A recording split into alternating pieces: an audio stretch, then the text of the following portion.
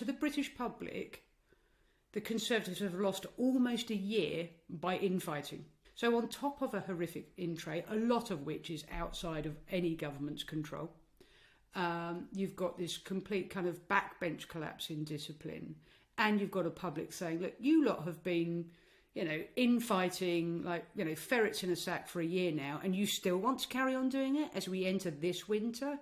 And I think if you do that, I think they've just drained away any chance they've got of success.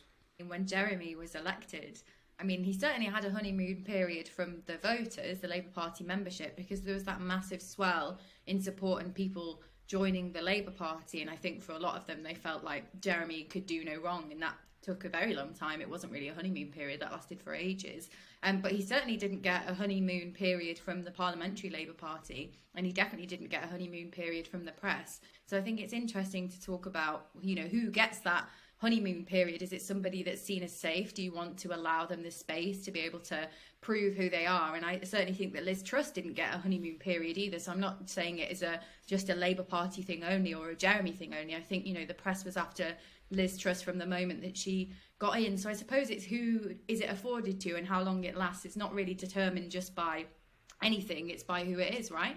In terms of the press kind of going for people or not, a lot of the time, actually, and including with Liz Truss, I feel like the media was actually just reporting what was happening.